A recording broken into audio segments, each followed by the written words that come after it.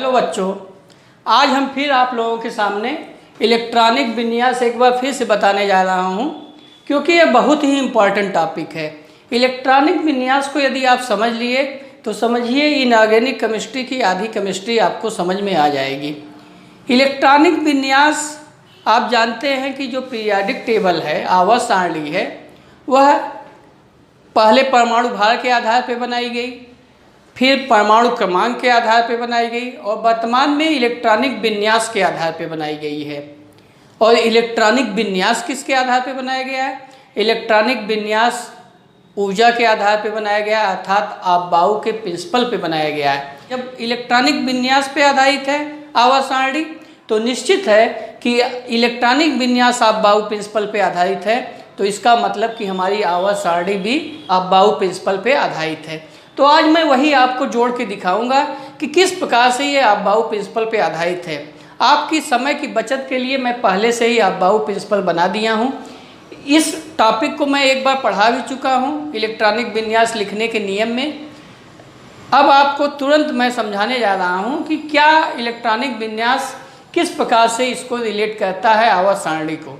तो देखिए, आपबाऊ प्रिंसिपल आप जानते हैं कि पहले जो n बराबर 1 है प्रिंसिपल क्वांटम नंबर, उसमें केवल एक उपकोष होता है 1s, और n बराबर 2 उपकोष में 2s 2p उपकोष होता है।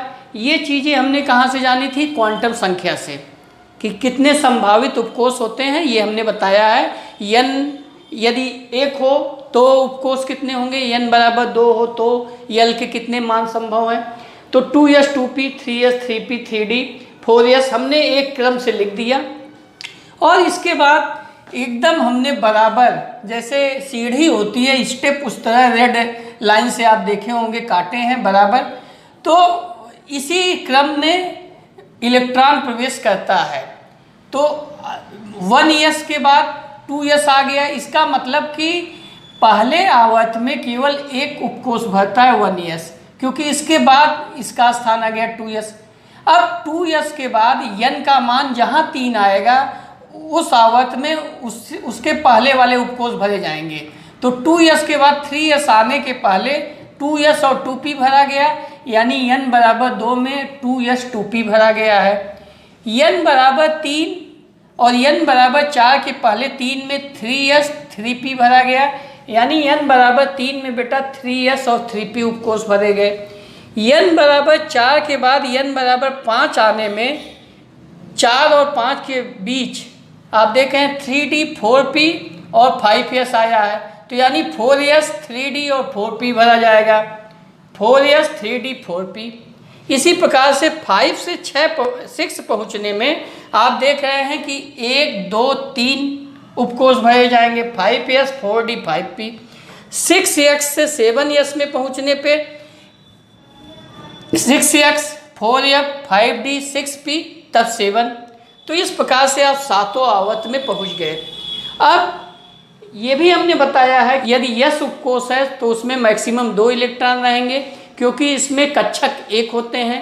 यदि p उपकोष है तो उसमें कक्षक 3 होते हैं, तो इसमें मैक्सिमम इलेक्ट्रॉन 6 होंगे। और d उपकोष में मैक्सिमम कक्षक 5 होते हैं, तो अधिकतम इलेक्ट्रॉन 10 होंगे। और यक उपकोष में अधिकतम इलेक्ट्रॉन 14 होंगे, क्योंकि 7 कक्षक होंगे।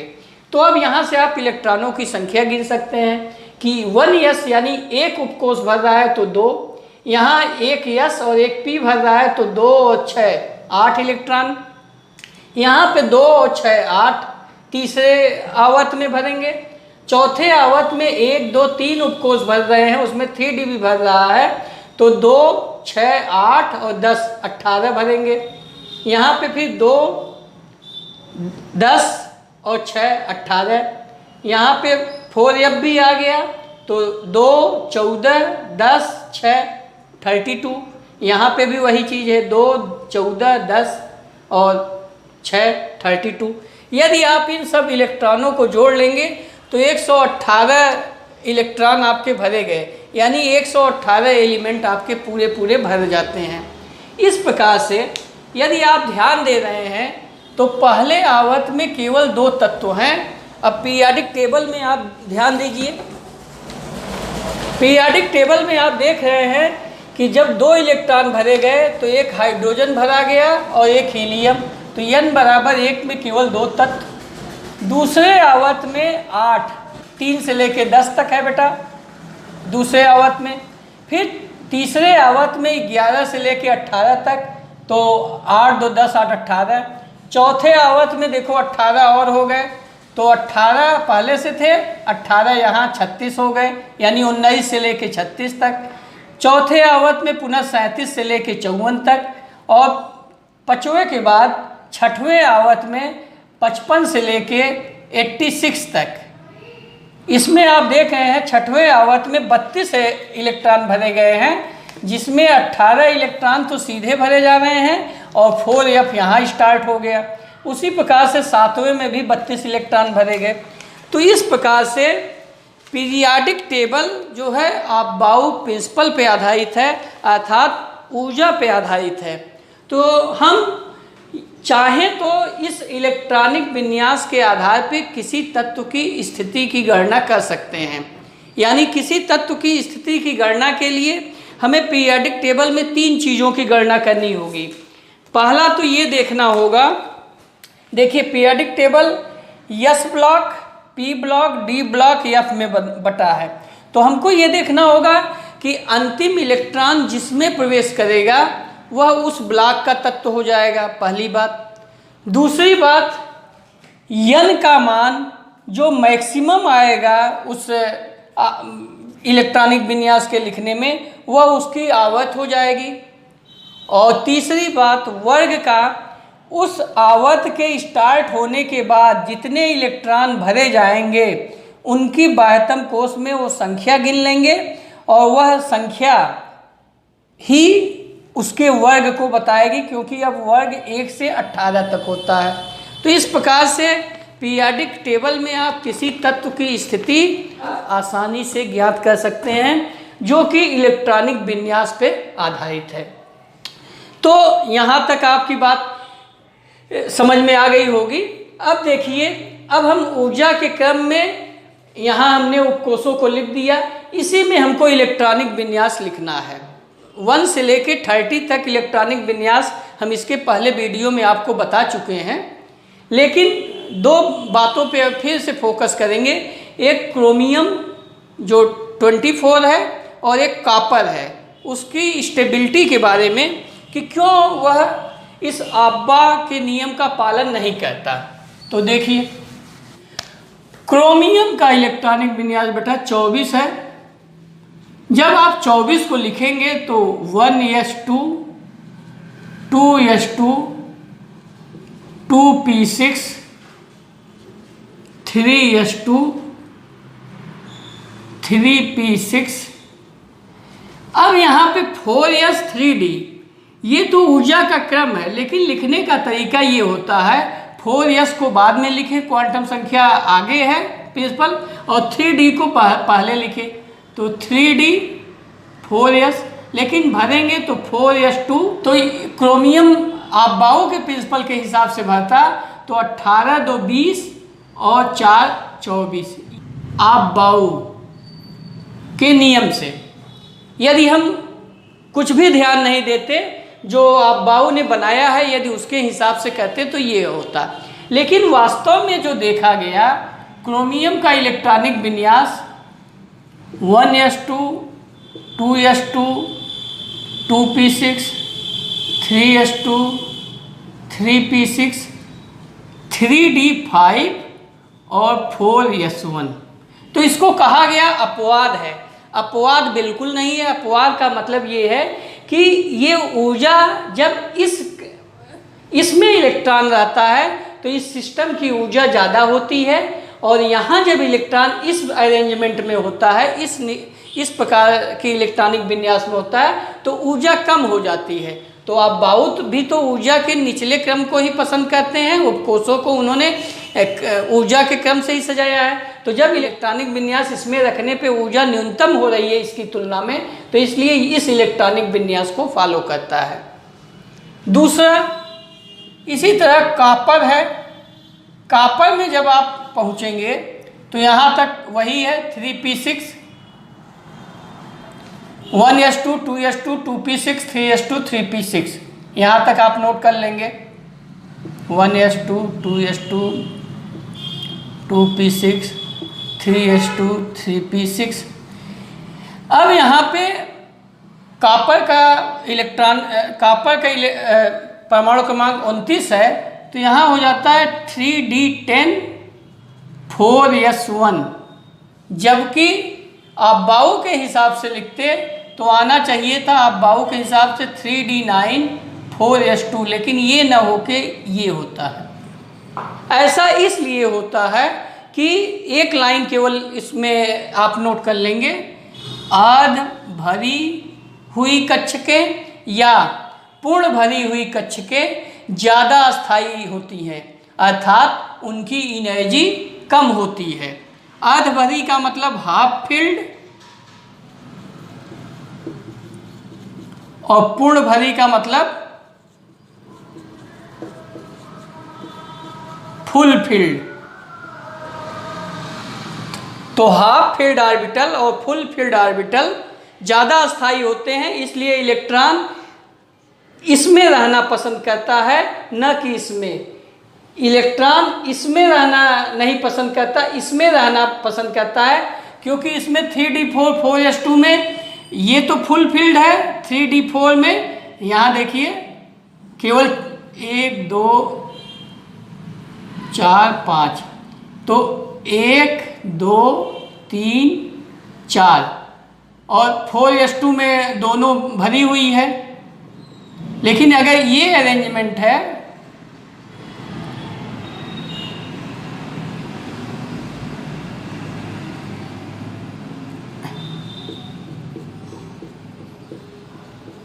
तो ये पूरी, ये भी अर्धभरी कक्षक है, ये भी अर्धभरी कक्षक। यहाँ पे ये तो पूर्ण भरी है लेकिन ये खाली है, तो इसकी तुलना में ये इलेक्ट्रॉनिक कन्फिग्रेशन ज़्यादा स्टेबल है।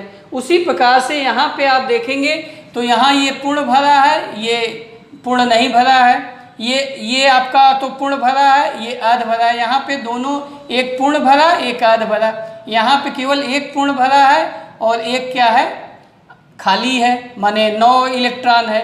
तो इसका मतलब ये स्टेबिलिटी ज़्यादा है। अर्ध भरी और पूर्ण भरी कक्षकें क्यों ज़्यादा स्टेबल होती हैं, इसके पीछे 2 कारण हैं। अगर इसकी आप, पहला कारण होता है सममित सिमेट्री और दूसरा कारण होता है विनिमय ऊर्जा। विनिमय ऊर्जा यानी एक्सचेंज एनर्जी।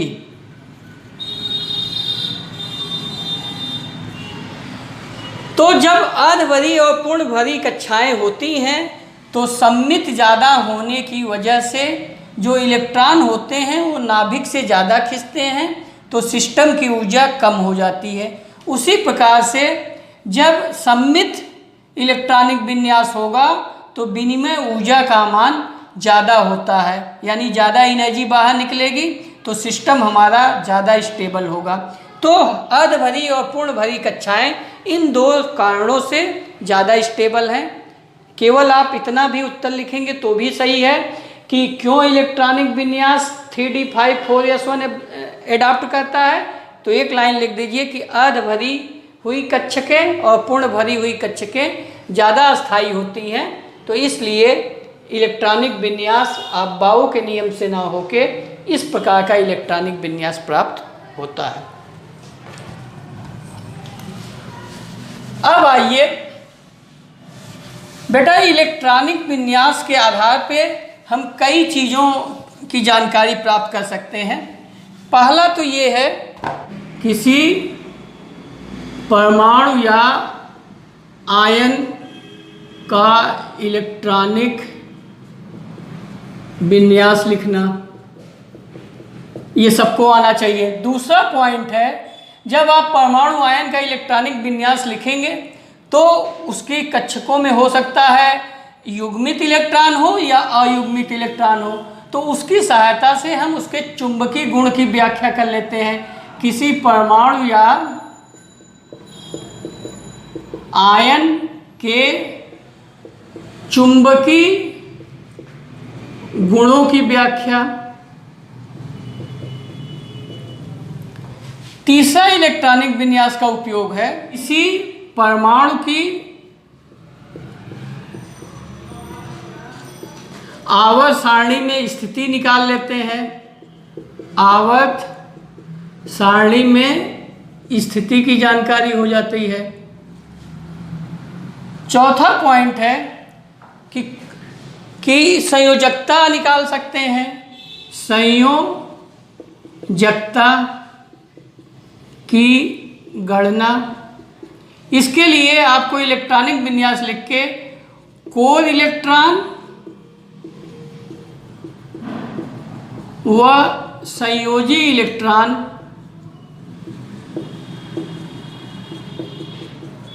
के बारे में जानना होगा।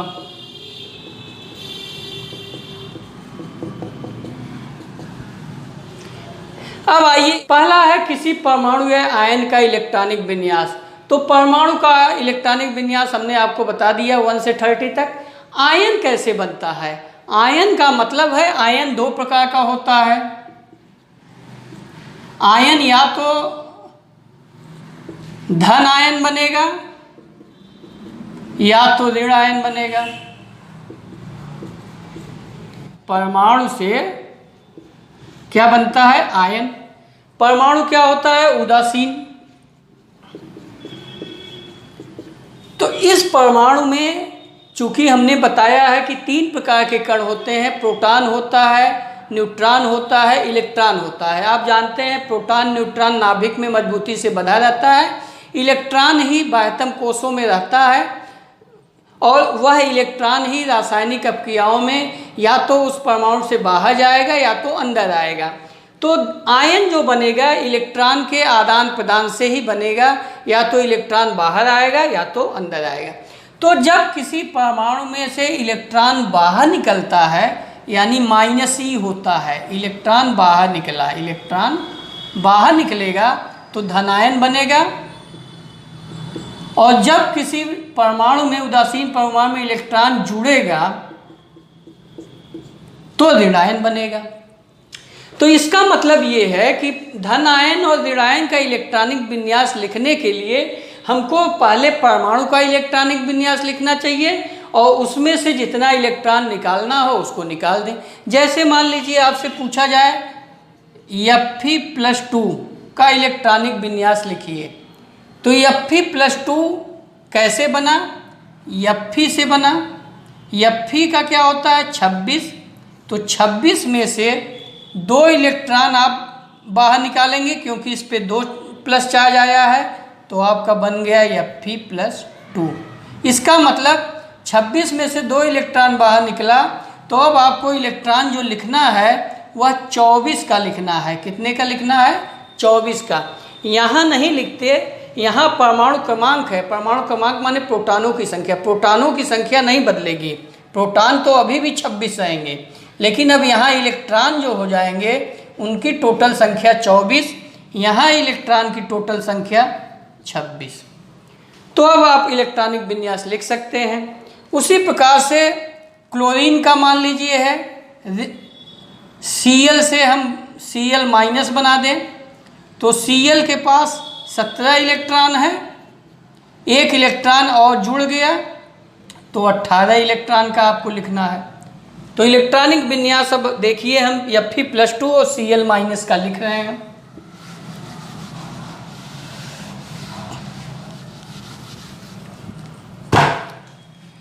Fe का जब आप लिखेंगे तो 1s2 2s2 p6 3s2 p6 d 4s2। तो अब यहाँ से देखो, ये 18 के बाद 20 और ये 26 होता है, तो यहाँ 6 हो गया। अब कह रहा है Fe+2 लिखिए।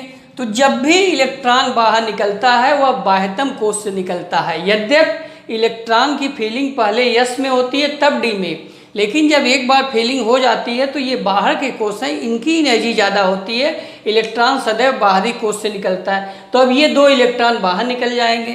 तो जब ये 2 इलेक्ट्रॉन बाहर निकल जाएंगे तो यहाँ जो बचेगा आपका ये पूरा P6 तक लिख दीजिए और D6, ये हो जाएगा Fe+2।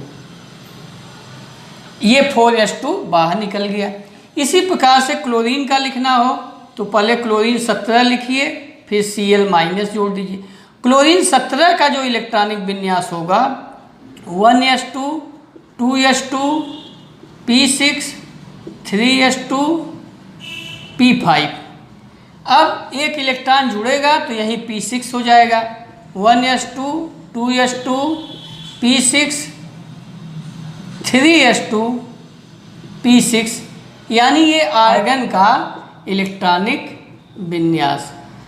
लेकिन सदैव उदासीन परमाणु से बना के लिखना चाहिए, क्योंकि यदि आप यहाँ पे वही काम करते कि 26 में से 24 हो गया और क्रोमियम का इलेक्ट्रॉनिक विन्यास लिख देंगे तो गलत हो जाएगा बेटा। अब यहाँ पे 4s2 निकल गया, ये क्रोमियम का इलेक्ट्रॉनिक विन्यास नहीं है, ये Fe+2 का इलेक्ट्रॉनिक विन्यास है जो क्रोमियम से अलग है, जो क्रोमियम 24 से अलग है। तो इस प्रकार से हम किसी आयन का इलेक्ट्रॉनिक विन्यास लिखना समझ गए। अब आइए किसी आयन के इलेक्ट्रॉनिक विन्यास से या किसी परमाणु के इलेक्ट्रॉनिक विन्यास से चुंबकीय गुण की व्याख्या। चुंबकीय गुणों की व्याख्या करने के लिए हमने बताया कि किसी भी परमाणु के इलेक्ट्रॉनिक विन्यास में उसके कक्षकों में या तो युग्मित इलेक्ट्रॉन होंगे या अयुग्मित। तो हम इलेक्ट्रॉनों की संख्या देखते हैं कक्षकों में या उप कक्षकों में, क्या देखते हैं, इलेक्ट्रॉनों की संख्या।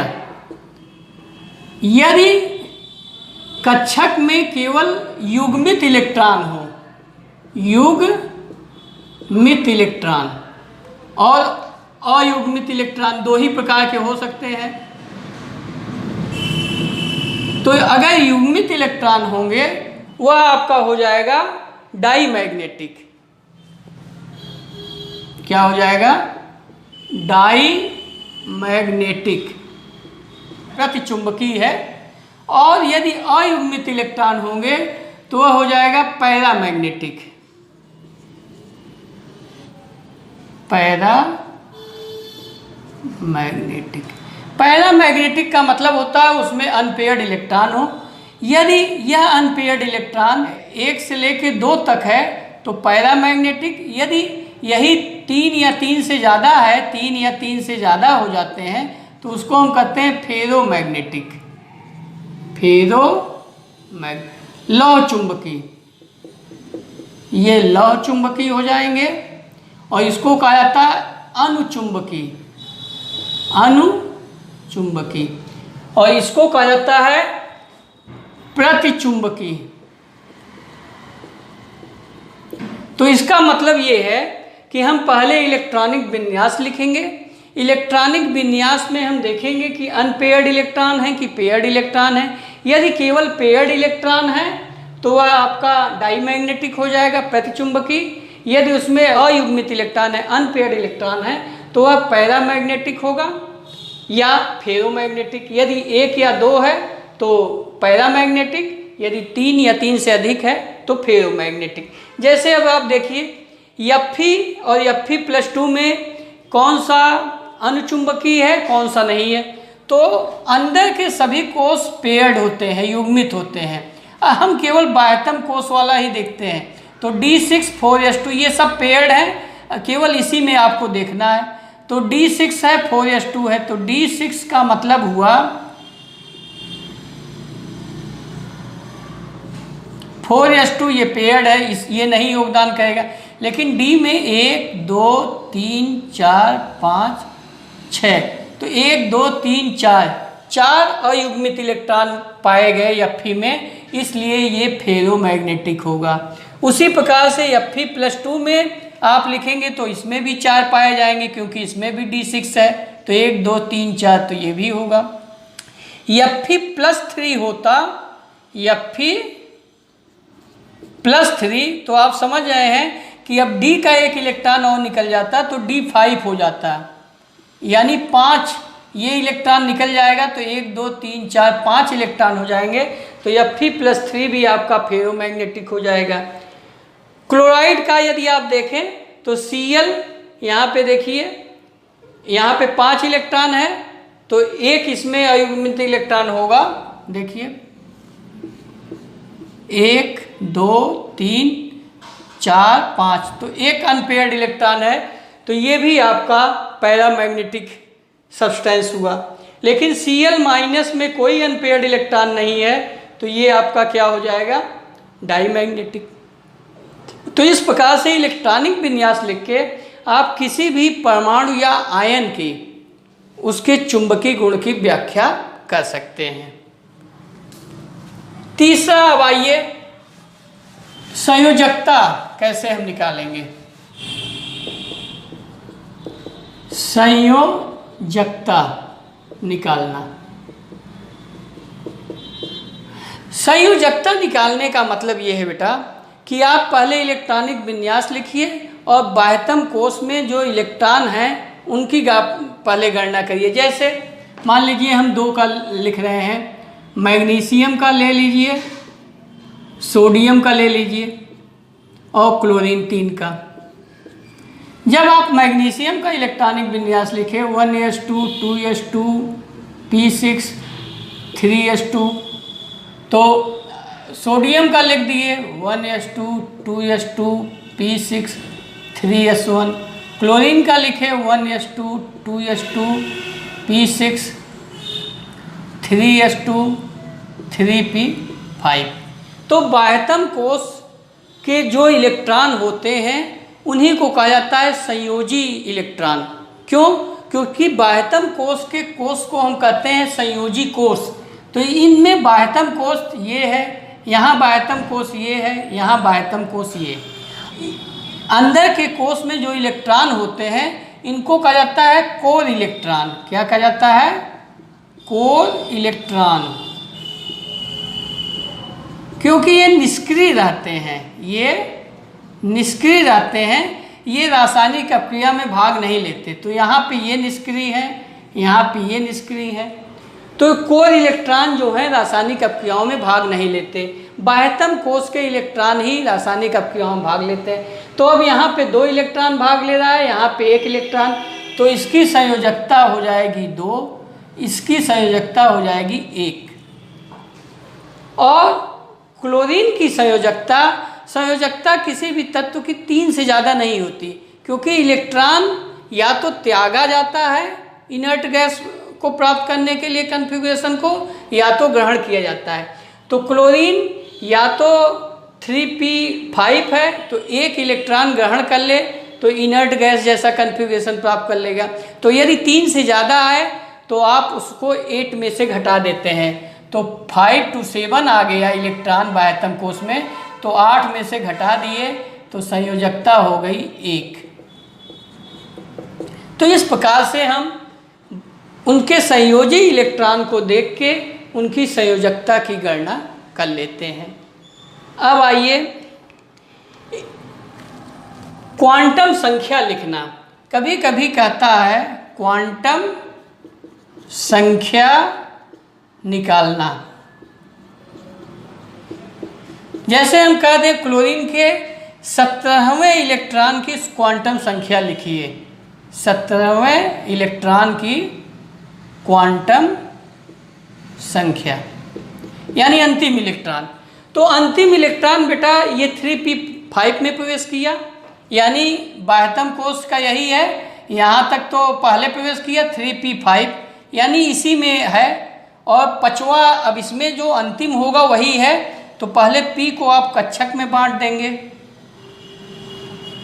1 5 इलेक्ट्रॉन को रखिए, 2 3 ये हुंड के नियम से, फिर 4 5, तो यही है आपका अंतिम इलेक्ट्रॉन।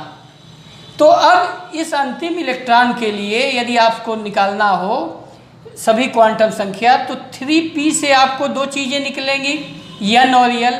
n का मान 3 और l का मान, p का मतलब होता है 1, और p के लिए m के 3 मान होंगे -1 0 +1, तो ये जो बीच वाला है इसके लिए m का मान 0 हो गया, तो 17वें इलेक्ट्रॉन के लिए m का मान 0।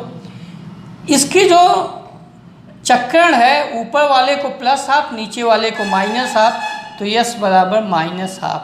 तो इस प्रकार से हम ये 17वें इलेक्ट्रॉन को पहचान गए कि उसके लिए ये क्वांटम संख्या होगी। और आपने पॉली प्रिंसिपल द्वारा पढ़ा भी है कि किन्हीं भी दो इलेक्ट्रॉनों के लिए चारों क्वांटम संख्या का मान समान नहीं होगा। तो इसमें यदि हम इस वाले इलेक्ट्रॉन के लिए लिखते तो निश्चित है यस का मान अलग होगा। तो क्वांटम संख्या निकालने पे आधारित भी सवाल पूछे जाते हैं। इसके बाद आप आइए, पीरियाडिक टेबल में स्थिति ज्ञात करना। इलेक्ट्रॉनिक विन्यास के आधार पे पीरियाडिक टेबल में तत्व की स्थिति ज्ञात करना, इस पे खूब प्रश्न पूछे जाते हैं। तत्व की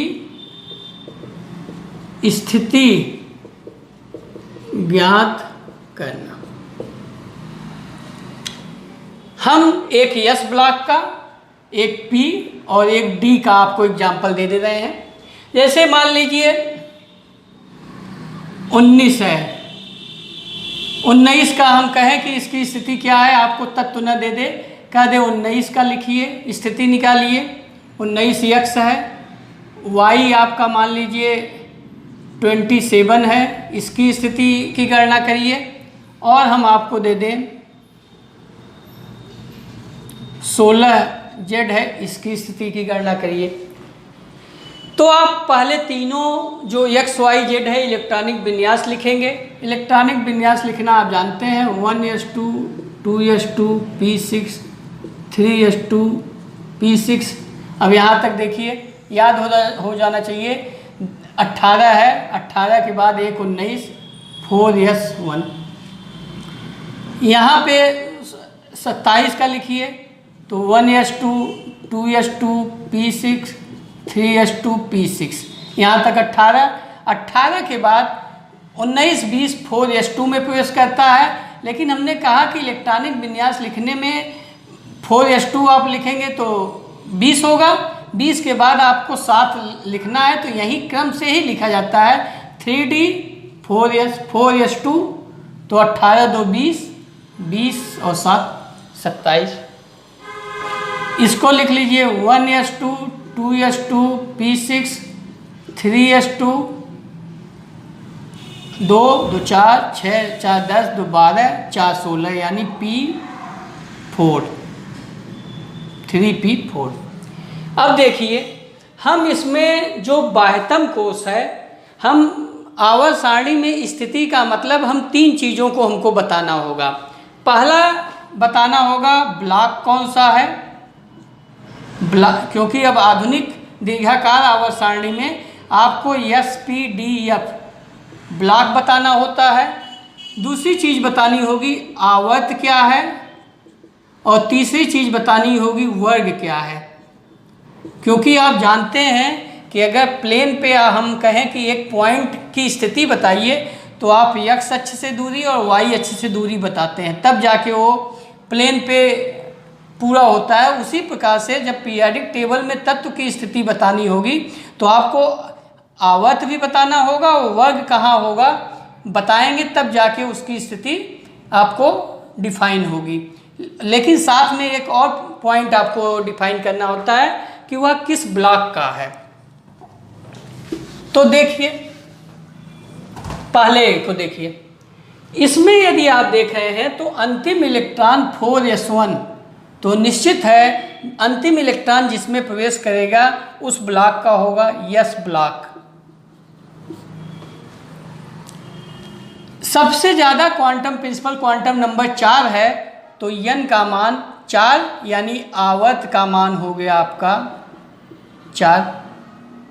अब वर्ग का मान, वर्ग के मान में हमने कहा कि कोर इलेक्ट्रॉन को छोड़ दीजिए, उसके बाद जो बाह्यतम कोश का इलेक्ट्रॉन है वही वर्ग को डिफाइन करेगा। तो एक इलेक्ट्रॉन है तो वर्ग आपका हो जाएगा पहला। इसी प्रकार से इसमें यदि आपको वर्ग ज्ञात करना हो p वाले में, तो p वाले में देखिए यहाँ तक आपका कोर इलेक्ट्रॉन है, ये बाह्यतम कोश हो गया 3 3, तो बाह्यतम कोश का अंतिम इलेक्ट्रॉन पी में प्रवेश कर पाता है, तो ये पी ब्लॉक का हो गया। और आवर्त जो है n का मान मैक्सिमम 3 है, तो आवर्त 3 हो गया।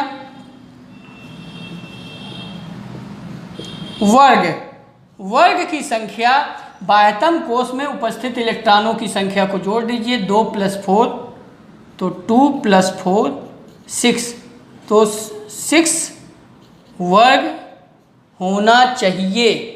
लेकिन आप जानते हैं कि पी ब्लॉक के बीच में 10 ठो डी एलिमेंट हैं, तो जब भी पी ब्लॉक के किसी भी तत्व की स्थिति वर्ग की निकालनी होती है तो 6 में 10 और जोड़ा जाता है, तो यानी 6 + 10 यानी 16वां वर्ग होगा। वर्ग क्या होगा? 16। क्यों? क्योंकि आप देखिए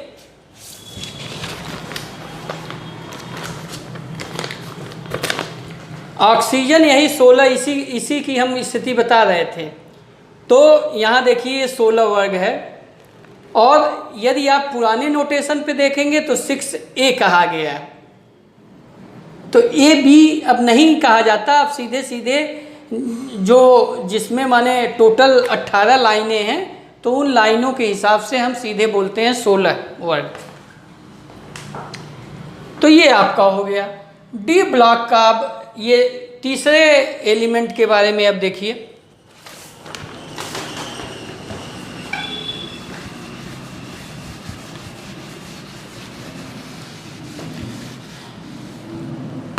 वाई के बारे में आप देख रहे हैं कि मैक्सिमम जो n का मान है 4 है, तो आवर्त हो गया 4। अंतिम इलेक्ट्रॉन डी में प्रवेश किया तो ब्लॉक हो गया डी ब्लॉक।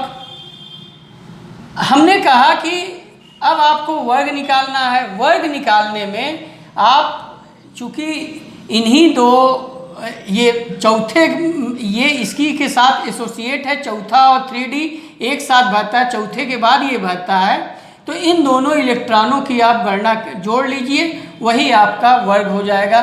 तो 2 और 7 9, 2 + 7 9, वर्ग कौन सा है? 9। और यदि आपको इस तत्व की स्थिति, इस तत्व के बारे में जानना हो तो ये तत्व क्या हो जाएगा? कोबाल्ट। कोबाल्ट होता है 27। तो इस प्रकार से बेटा हमने पीरियाडिक टेबल में जितने एप्लीकेशन थे इलेक्ट्रॉनिक विन्यास के, उन सबको हमने कवर कर दिया। इसमें 2 छोटी चीज़ें और बचती हैं कि डी ब्रॉगली का तरंग सिद्धांत क्या है, डी ब्रॉगली की द्वैत प्रकृति क्या है, और हाइजेनबर्ग की अनिश्चितता का सिद्धांत, तो उसको भी आप देख लीजिए, बहुत शॉर्ट में बताएंगे। डी ब्रॉगली का द्वैत प्रकृति।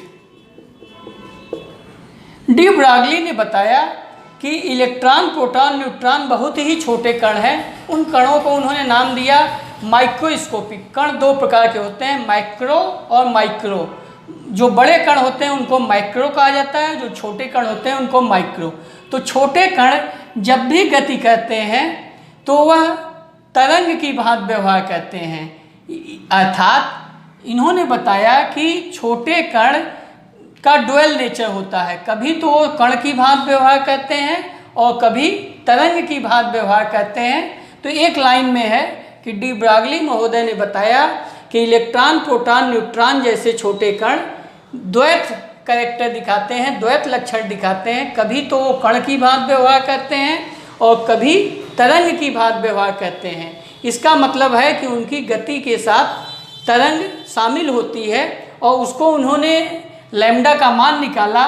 उन्होंने जो इलेक्ट्रॉन गति करता है उसकी ऊर्जा उन्होंने कण के रूप में लिखा तो mc², और जब तरंग के रूप में लिखा तो hν, और उससे इन्होंने निकाला न्यू बराबर होता है c/λ।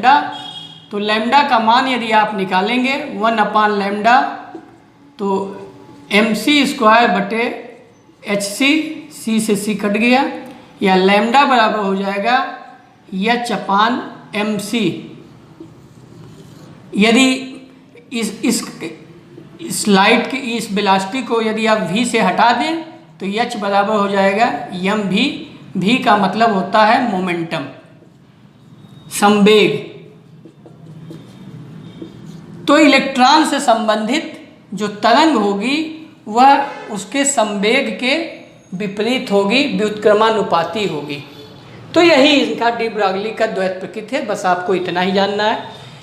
इसी आधार पे एक और है छोटा सा, हाइजेनबर्ग की अनिश्चितता का सिद्धांत, uncertainty principle of Heisenberg. Bore महोदय ने बताया था, जब इन्होंने केवल इलेक्ट्रॉन को कण माना था तो उन्होंने उसकी पोजीशन, उसकी संवेग, ये सब को माना कि वो हम एग्जैक्ट मेजर कर सकते हैं। लेकिन हाइजेनबर्ग ने जब डी ब्रॉगली का द्वैत प्रकृति आ गई कि ये कण और तरंग दोनों की भांति व्यवहार करती है, तो इन्होंने बताया कि हम इलेक्ट्रॉन, प्रोटॉन, न्यूट्रॉन जैसे कणों के, छोटे कणों की स्थिति और वेग दोनों का एग्जैक्ट यथार्थपूर्वक मूल्यांकन नहीं कर पाएंगे, एग्जैक्ट मूल्यांकन नहीं कर पाएंगे। इन्होंने कहा कि यदि अनिश्चितता पोजीशन में नापने में डेल्टा x हो और वेलोसिटी के नापने में डेल्टा v हो तो ये greater or equal than H/4 pi होता है।